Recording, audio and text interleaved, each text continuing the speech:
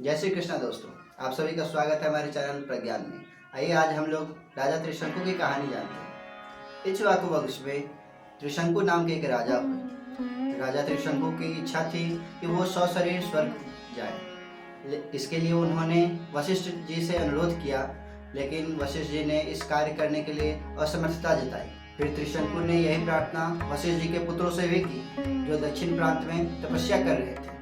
वशिष्ठ जी के पुत्रों ने कहा, जिस काम को हमारे पिता नहीं कर सके तो उस कार्य को हमसे कराना चाहता है, तो ऐसा प्रतीत होता है कि तो हमारे पिता का अपमान करना चाहता है। उनके इस प्रकार कहने से राजा त्रिशंकु क्रोधित होकर वशिष्ठ जी के पुत्रों को अपशब्द कहा, जिससे वशिष्ठ जी के पुत्र ने राजा त्रिशंकु को चांडाल होने का शाप दे दिया। शाप के कारण राजा त्रिशंकु चांडाल बन गए तथा उनके मंत्री और दरबारी उनका साथ छोड़कर चले गए। फिर भी राजा त्रिशंकु स्वशरीर स्वर्ग जाने की इच्छा को त्याग नहीं किया। इसके बाद वे विश्वामित्र के पास अपनी इच्छा को पूर्ण करने के लिए अनुरोध किया।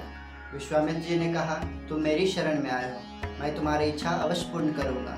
विश्वामित्र जी ने अपने चारों पुत्रों को यज्ञ की सामग्री एकत्रित करने को कहा और अपने शिष्यों को कहा कि वशिष्ठ जी के पुत्र सहित वन में रहने वाले ऋषि मुनियों को यज्ञ में सम्मिलित होने के लिए निमंत्रण दिया।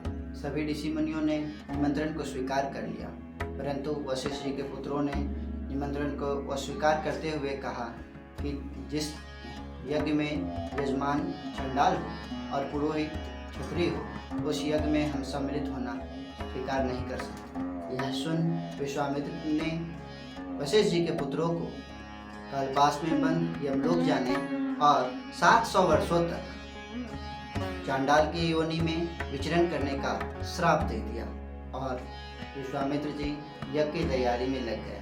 यज्ञ की समाप्ति के बाद विश्वामित्र जी ने सभी देवताओं को यज्ञ भाग ग्रहण करने के लिए आह्वान किया, किंतु कोई भी देवता यज्ञ भाग ग्रहण करने नहीं आए। इस पर क्रोधित होकर विश्वामित्र ने जल हाथ में लेकर कहा, हे त्रिशंकु, मैं तुझे अपनी तपस्या के बल पर स्वर्ग भेजता हूँ। इतना कहकर विश्वामित्र जी ने मंत्र पढ़कर जल छिड़क दिया और त्रिशंकु स्वशरीर स्वर्ग जा पहुंचे। त्रिशंकु को स्वर्ग में आया देख इंद्र ने क्रोध से कहा, रे मूर्ख, तुझे तेरे गुरु ने श्राप दिया है, तू स्वर्ग में रहने योग्य नहीं है। इंद्र के इतना कहते ही त्रिशंकु सिर के बल पृथ्वी पर गिरने लगे और विश्वामित्र से रक्षा की प्रार्थना की।